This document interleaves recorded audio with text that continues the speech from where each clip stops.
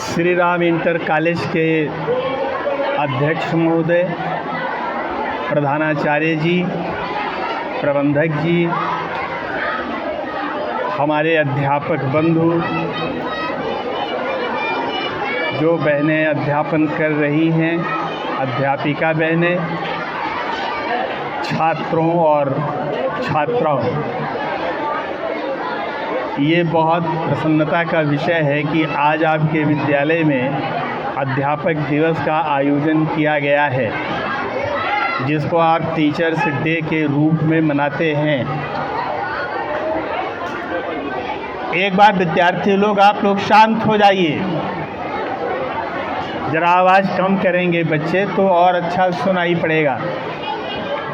तो आज अध्यापक दिवस है और आप सब जानते हैं कि 5 सितंबर को अध्यापक दिवस इसलिए मनाया जाता है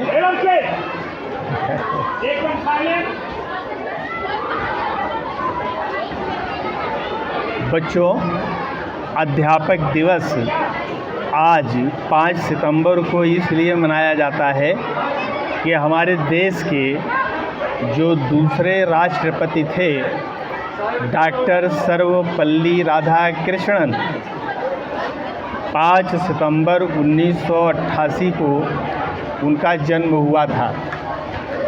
उनके जन्मदिन को यादगार बनाने के लिए उन्हीं के जीवन काल में 5 सितंबर को अध्यापक दिवस के रूप में मनाया जाने लगा। चूँकि वो एक अध्यापक थे और उत्कृष्ट अध्यापक थे, इसलिए उनके जन्मदिन को अध्यापक दिवस के रूप में मनाने की जो परंपरा उनके जीवन काल से शुरू हुई है, वो आज तक जारी है। आप जानते हैं कि डॉक्टर राधाकृष्णन हमारे देश के बहुत बड़े दार्शनिक थे, बहुत उत्कृष्ट कोटि के अध्यापक थे। अंग्रेज़ी और दर्शन उनका बहुत प्रिय विषय था। आप शायद ये जानते हो न जानते हो, वो काशी हिंदू विश्वविद्यालय के वाइस चांसलर थे, अपने देश के वो उपराष्ट्रपति थे और फिर वो अपने देश के नंबर 2 राजेंद्र प्रसाद जी के देहावसान के बाद वो राष्ट्रपति भी बने।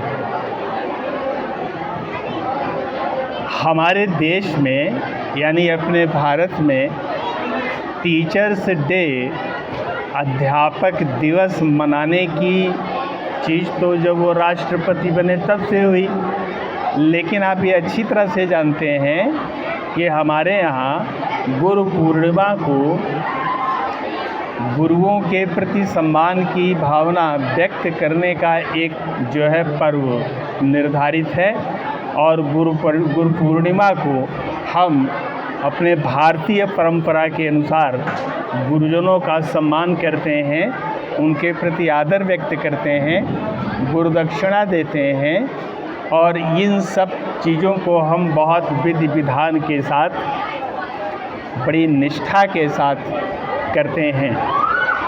तो ऐसी ज़रूरत क्या पड़ी? ज़रूरत इसलिए पड़ी, आवाज़ बहुत कर रहे हैं बच्चे, ये ज़रूरत इसलिए पड़ी, बच्चों आगे आ जाओ, आगे आ जाओ, बैठो, बहुत ज़्यादा समय नहीं लिया जाएगा, बैठो।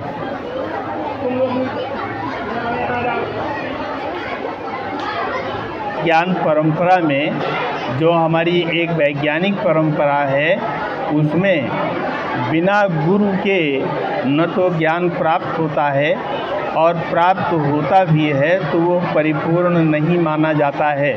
आप ये जानते हैं, सबसे पहले रामायण काल हुआ और आप उसमें राम को, लक्ष्मण को, भरत, शत्रुघ्न, इन सब को देखते हैं, जिनको हम मर्यादा पुरुषोत्तम राम कहते हैं। उनके भी गुरु थे, वशिष्ठ थे, युद्ध कौशल के लिए, अस्त्र शस्त्र के लिए, और हम विश्वामित्र जी को याद करते हैं। दिक्कत ये हो गई है आजकल, और उसको मनाने की ज़रूरत भी इसलिए पड़ी है कि हम गुरु और शिष्य की पवित्र परंपरा को भूलते जा रहे हैं। आज गुरुओं के प्रति वैसी निष्ठा, वैसी आस्था नहीं दिखाई पड़ती जिसकी ज़रूरत है। कभी कभी हमको ऐसा महसूस होता है कि कक्षाओं में गुरुजी जो पढ़ा रहे हैं,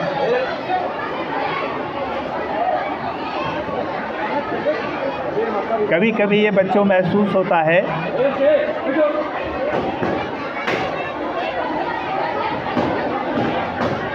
कि कक्षाओं में जो कुछ पढ़ाया जा रहा है उसको बहुत कुछ हम पहले से जानते हैं। तो पहले से जानना तो अच्छी चीज़ है, लेकिन उठ के चले जाना या ये कहना हमको तो ये मालूम है, हम क्लास में बैठ के क्यों समय अपना बेकार करें। राम जब पढ़ने जाते थे तो गुरुजी उनको पढ़ाते थे, वशिष्ठ जी। काफ़ी चीज़ें उनको पहले से मालूम रहती थी, लेकिन कक्षा में बैठने का धैर्य देखिए कि वेद पुराण वशिष्ठ बखानहि, सुनहि राम यद्यपि सब जानहि। वेद पुराण की व्याख्या करते थे, पढ़ाते थे वशिष्ठ जी। राम तो सब जानते थे, लेकिन बहुत ही जिज्ञासापूर्ण ढंग से उसे ग्रहण करने के लिए तैयार बैठते थे। ये नहीं दिखाते थे कि हमको तो सब मालूम है, हम चाहे बैठें चाहे न बैठें, चाहे सुने और चाहे न सुने। आज भी आप सब लोग जब क्लास में जाते हैं, कक्षाओं में जाते हैं, तो आप जितनी तन्मयता से, जितनी गंभीरता से अपने गुरुजी की बातों को सुनेंगे, आपका फ़ायदा, आपका कल्याण उतना ही होगा। इसी को कहते हैं निष्ठा, इसी को कहते हैं आस्था। आपको आस्था होनी चाहिए। आखिर बताओ, एकलव्य जो था उसने अपने गुरु को, द्रोणाचार्य को दिल से मान लिया कि मेरे गुरुजी हैं। अगर न मानता तो, अरे भाई, गुरु द्रोणाचार्य जो थे उनकी प्रतिमा को उसने बनाया, अपने हृदय में गुरु द्रोणाचार्य को उसने बसाया। आँख बंद करके देखता था तो उसको गुरु द्रोणाचार्य दिखाई पड़ते थे। कहीं न कहीं उसकी आस्था गुरु द्रोणाचार्य के प्रति थी। और आप देखें कि अर्जुन से बड़ा धनुर्धर हुआ था एकलव्य। क्यों हुआ था? क्योंकि गुरु के प्रति उसकी अगाध निष्ठा थी। तो आज भी अगर शिष्य लोग अपने गुरुओं के प्रति निष्ठा रखें तो उनका जीवन बड़ा कामयाब होगा। लेकिन इसके साथ ही साथ जो गुरुजन हैं, जो अध्यापक हैं, जिनको हम टीचर कहते हैं, उनको भी अपने ज्ञान को लगातार बढ़ाने की ज़रूरत है। और जो कुछ हम अपने विद्यार्थियों को कहने जा रहे हैं, बांटने जा रहे हैं, वो भी तभी हम बांट सकते हैं जब उसको अच्छी तरह से हम समझे होंगे। अगर हम समझे हैं तभी तो हम आपको समझा पाएंगे। अगर हम उसको अच्छी तरह से हृदयंगम किए हैं तभी तो हम आपको बता पाएंगे। इसीलिए कहते हैं अध्यापक का मतलब है अधि माने अच्छी तरह से, आपक माने जिसने प्राप्त कर लिया है, अच्छी तरह से जिसने प्राप्त कर लिया है। क्या प्राप्त कर लिया है? ज्ञान को, अपने विषय को हमने अच्छी तरह से प्राप्त कर लिया है। जब हम प्राप्त कर लिए हैं तभी तो आपको देंगे। तो अध्यापक कौन है? वह है जिसने पढ़ाने वाली चीज़ को, बताने वाली चीज़ को अच्छी तरह से हृदयंगम कर लिया है, पा लिया है। जब हम पा लिए हैं, हमारे पास वो चीज़ आ गई है, तभी तो आपको देंगे। इसीलिए कहते हैं कि अध्यापक का मतलब है जिसकी कंप्लीट स्टडी है, एक भी और छोर बचा नहीं है। अधि माने अच्छी तरह से, आपक माने जिसने प्राप्त कर लिया है। अधि और आपक दोनों में जब संधि हो जाएगी तो क्या बनेगा? अध्यापक बनेगा। और शिक्षक जो शिक्षा को करता है, कौन सी शिक्षा? जो बताई गई है उसको जो अपने जीवन में उतारता है, उसको करके दिखाता है, उसको क्या बोलते हैं? शिक्षक बोलते हैं। तो अध्यापक हो गया, शिक्षक हो गया, दोनों में एक चीज़ है कि वो उस विषय को प्राप्त करते हैं तब देते हैं। और दूसरी चीज़ हो गई कि जो शिक्षा हमने बताई है, आपको मैं बताने जा रहा हूँ, मैंने उसको अपनी ज़िंदगी में उतार लिया है, शिक्षा को करके दिखा दिया है, इसलिए हम शिक्षक हैं। और अच्छी तरह से, अधि माने अच्छी तरह से, ज्ञान को आपक माने हमने प्राप्त कर लिया है। जब प्राप्त कर लिए हैं तभी तो आपको देने को तैयार हैं। जब मेरे पास कोई चीज़ होगी तभी तो देंगे। जब 100 रुपया मेरे पास है तभी तो आपको 40-50 देंगे। जब है ही नहीं कुछ, हम खुदे भिखमंगे हैं, तो आपको क्या देंगे? इसीलिए कहते हैं अध्यापक का काम पठन पाठन के प्रति बहुत गंभीर है। वो तभी पढ़ाने का अधिकारी है जब उस विषय को अच्छी तरह से हृदयंगम कर ले, अपने दिल में बैठा ले।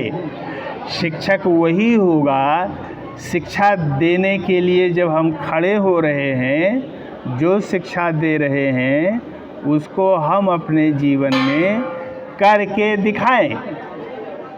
अगर इतनी चीज़ करते हैं तो हम शिक्षक हैं।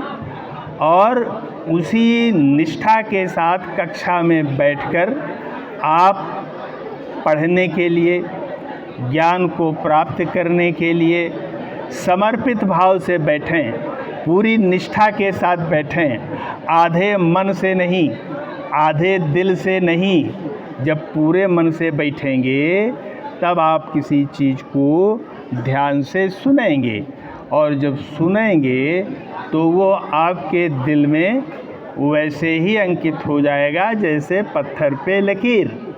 और अगर आधे मन से सुनेंगे तो न इधर के रहेंगे न उधर के रहेंगे।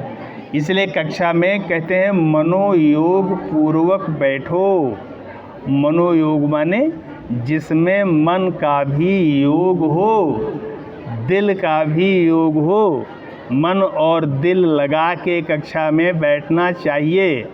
और अगर आपको ये लगे भाई बहुत सारे प्रतिभाशाली छात्र छात्राएं होती हैं, उनको लगता है जो बताया जा रहा है इसको तो हम पहले से जानते हैं, तो उतावलेपन का प्रदर्शन नहीं करना चाहिए।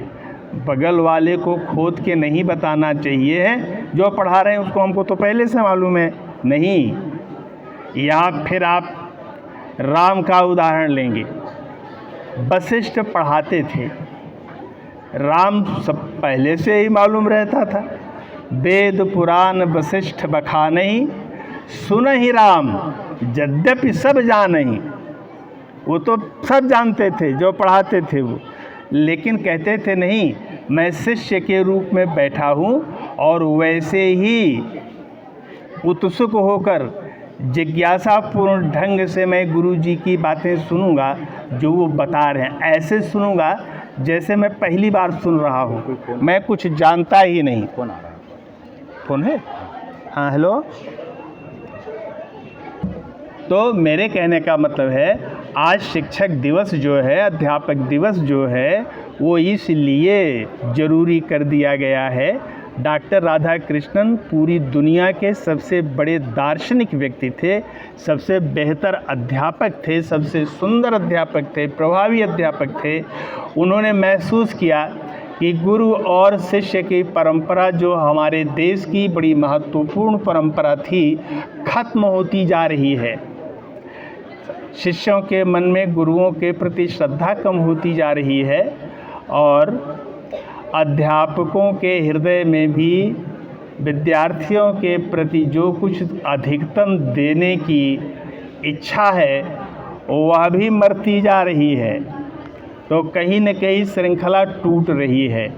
इसलिए उसको याद करने के लिए, सिर्फ याद करने के लिए नहीं, अपनी भूमिका को बड़े शिद्दत से निभाने के लिए साल भर में एक दिन यह आता है जब अध्यापक को भी आत्ममंथन करना चाहिए, आत्मचिंतन करना चाहिए कि हम पिछले साल की तुलना में कितना अपने को दुरुस्त कर पाए हैं। और विद्यार्थी के लिए तो एक मानक होता है कि कक्षा 8 में है तो 9 में चला गया, 9 में चला गया तो 10 में चला गया।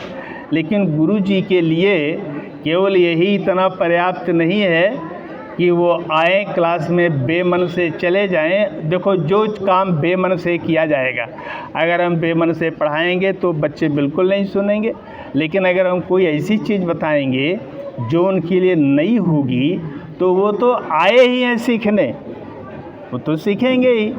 तो इसलिए दोनों के लिए ये आत्ममंथन का और आत्मचिंतन का समय है। कितना भी मेधावी बालक हो, बिना गुरु के, बिना किसी अच्छे गुरु के उसका उद्धार न कभी हुआ है, न कभी होगा और अतीत में भी हुआ नहीं था।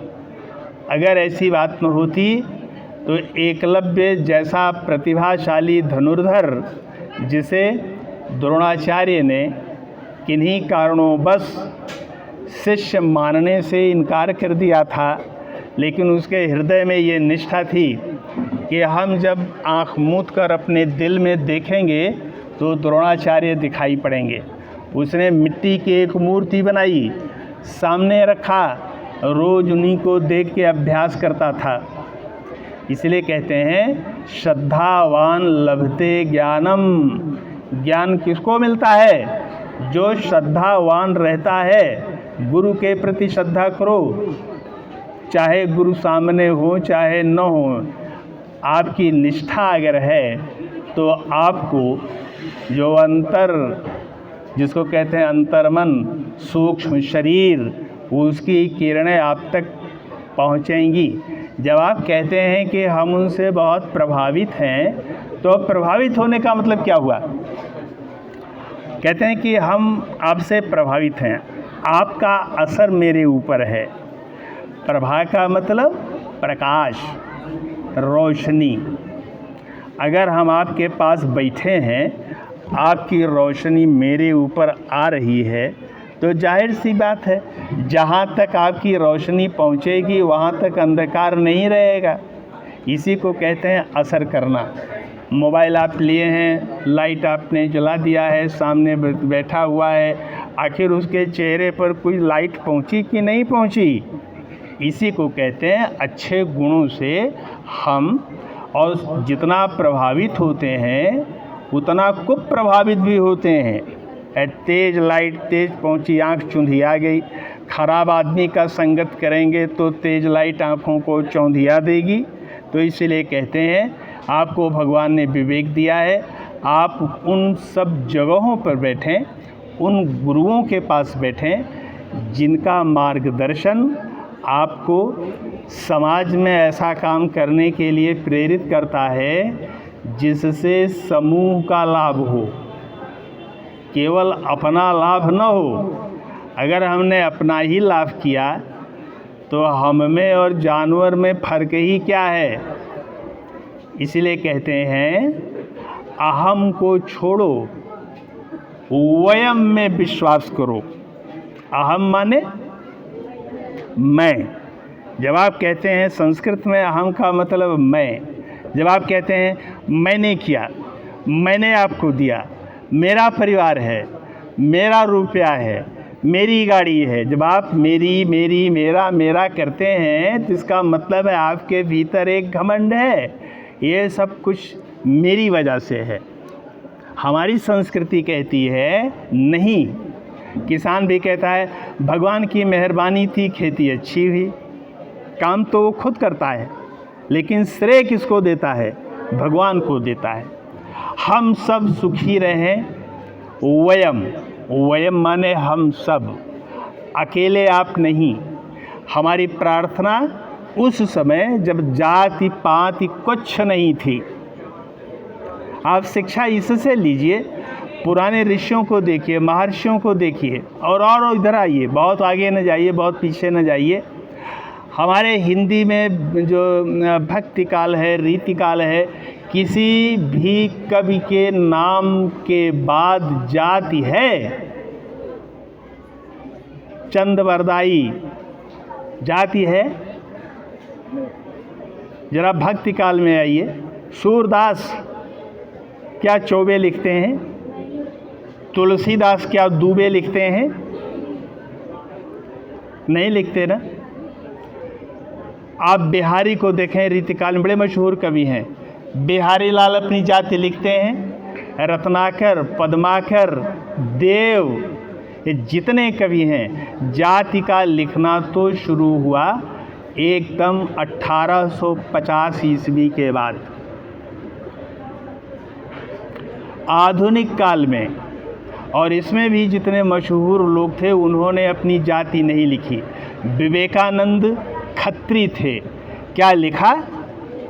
दयानंद ने लिखा। हमारे यहाँ कहा गया था आपका कर्म और आपका ज्ञान, यही आपकी जाति को, आपके व्यक्तित्व को प्रमाणित करेगा। अगर कोई ब्राह्मण के घर पैदा हुआ तो फिर वो ब्राह्मण ही होगा। ब्राह्मण का मतलब ब्रह्म के ज्ञान में जो लगा हुआ है। तो हम पढ़े लिखे तो कुछ नहीं, केवल खानदान में पैदा होकर ब्राह्मण नहीं हो सकते। अगर हम ऐसी जाति में पैदा हुए जिसको हम कहते हैं सामाजिक दृष्टि से बड़ी नीची है, लेकिन उसमें अगर कोई मेधावी बालक है और ज्ञान की साधना में लगा हुआ है, तो एकदम वो रैदास है। तुलसीदास उनको अपना गुरु मानते थे, उनसे पूछते थे। जब वो चमड़े का काम करते थे तो उनसे परामर्श लेते थे। आखिर यह भी तो है अपने इतिहास के पन्नों में, अपने पौराणिक संदर्भों में। मेरे कहने का मतलब, हमारे देश का नाम ये शिक्षा है। ये ले लो, अपने देश से, अपने परिवेश से आप शिक्षा लीजिए। भारत माने आप कहेंगे एक देश का नाम है भारत। चाहे भारत कहो, चाहे भारतवर्ष कहो, चाहे आर्यावर्त कहो, चाहे हिंदुस्तान कहो, चाहे इंडिया कहो, सबका मतलब एक है। हमारे यहाँ शुरू में जब भारत देश कहा गया था तो वो केवल सीमाओं में घिरा हुआ भूखंड नहीं था। भा का मतलब प्रकाश, रत माने जो लगा हुआ है, वह भूखंड जो ज्ञान की खोज में, ज्ञान के प्रकाश में लगा हुआ है, भा में रत है, वह भारत है। इसीलिए पूरी दुनिया में जहाँ जहाँ ज़मीन थी, जहाँ जहाँ भूखंड थे, जहाँ जहाँ के लोग आत्मा परमात्मा के विषय में, लोगों के कल्याण के विषय में सोचते थे, उनको हम भारत और भारतीय, उस क्षेत्र में रहने वाले को भारतीय कहते थे। और प्रार्थना क्या करते थे? वसुधैव कुटुंबकम। हिंदुस्तान के लोग ही हमारे परिवार के नहीं हैं। वसुधा पर रहने वाले जहाँ तक लोग रहते हैं सब मेरे परिवार के हैं। वसुधैव कुटुंबकम। आखिर ये आज की तो है नहीं प्रार्थना। सर्वे भवन्तु सुखिनः। हमने ये नहीं कहा कि मनुष्य खूब तरक्की करे लेकिन जानवरों का सत्यानाश हो जाए, ऐसा तो नहीं कहा। पक्षियों का सत्यानाश हो जाए। हम कहते हैं प्राणी मात्र का कल्याण हो। वह देश है जहाँ चींटियों को भी आटा खिलाया जाता था, चुगाया जाता था। ये वो देश है जहाँ आज भी हमारा देश, हमारा भारत, हमारा गांव जहाँ पे लोग गर्मी में आज भी अपने दरवाजे पर घड़े में पानी रखते हैं पक्षियों के लिए, पशुओं के लिए। ये भी उनके दिनचर्या का एक अनिवार्य अंग है। यह जो शिक्षा हमारे हृदय को विकसित करती है, हमारे दिल में उजास पैदा करती है, आज उसी को छोड़ रहे हैं। हम अर्थ के क्षेत्र में इतना भागते चले जा रहे हैं कि हर गार्जियन अपने बच्चों से कहता है डॉक्टर बनो, इंजीनियर बनो, आईएएस बनो, पीसीएस बनो, पैसा ही पैसा हो जाएगा, पैसा ही पैसा हो जाएगा। लड़का जो है हरदम दबाव में रहता है, तुम्हारा परसेंटेज जितना कम हो गया, तुमको 90% मैंने कहा था, तुम केवल 72% लेके आए। आप जब हरदम उसको डांटेंगे, फटकारेंगे, आप हॉस्टल भेज देंगे, घर द्वार के रिश्तों से कोई मतलब ही नहीं है, उसको एक चीज़ पढ़ो पढ़ो पढ़ो पढ़ो, आपने उसको मशीन बना दिया, आपने उसको हॉस्टल भेज दिया। अगर वो बन गया, पैसा वैसा कमाने लगा, अब आपसे वो ज़्यादा संपर्क करता ही नहीं। उसकी शादी हुई, पत्नी हुई, लेके चला गया बम्बई, लेके चला गया कलकत्ता, लेके चला गया बंगलौर, लेके चला गया अमेरिका, लंदन।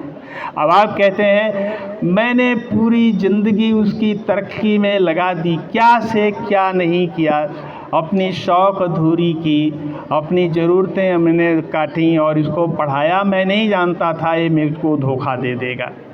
पत्नी भक्त निकल गया, माँ बाप की सेवा।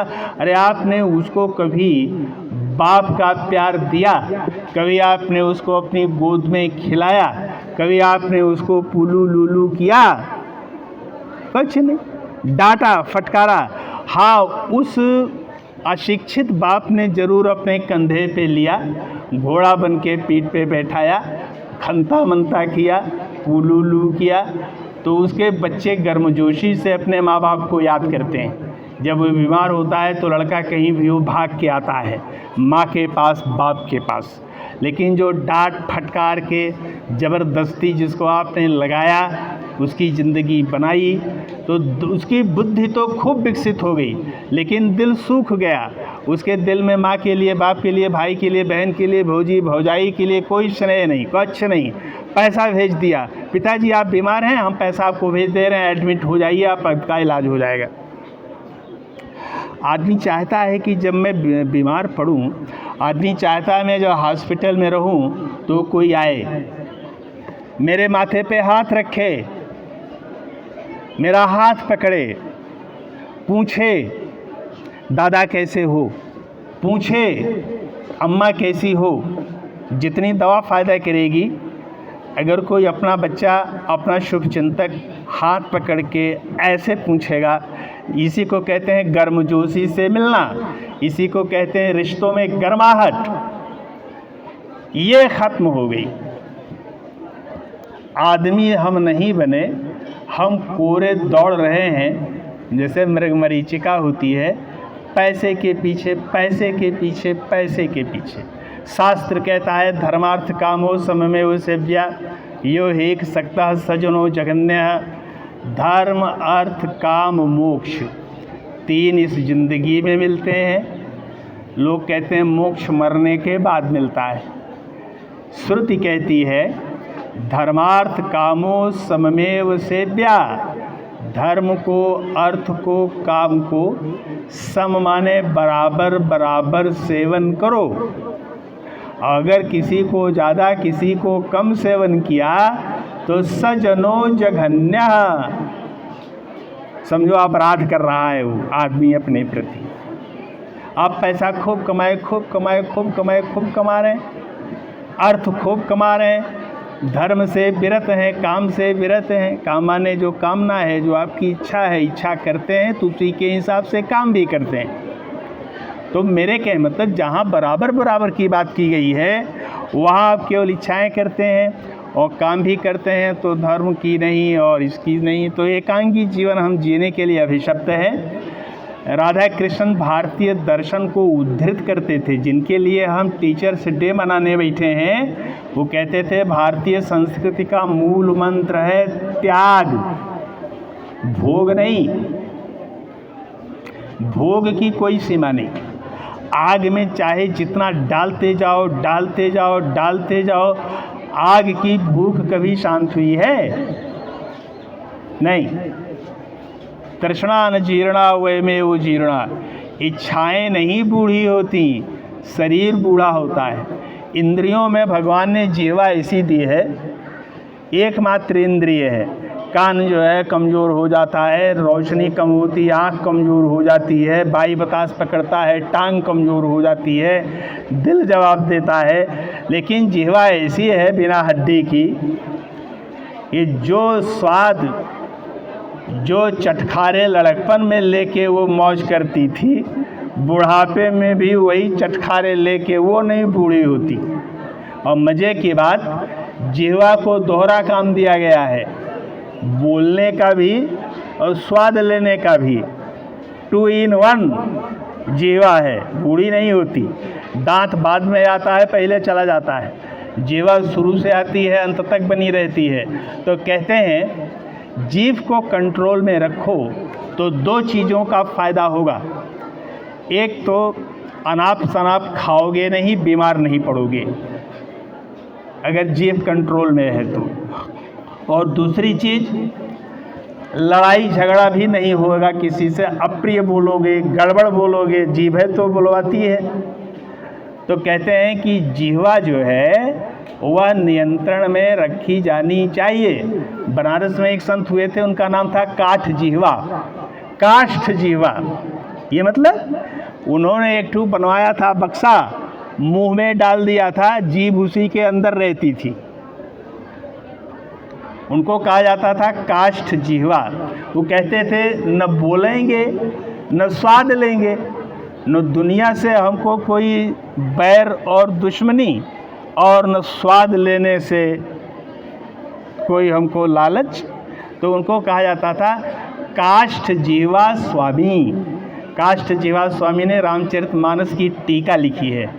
बनारस के राजा के दरबार में रहा करते थे। तो ऐसे एकमात्र संत हुए हैं जो मुंह खोल के एक ठो काठ का छोटा सा बक्सा बनवा के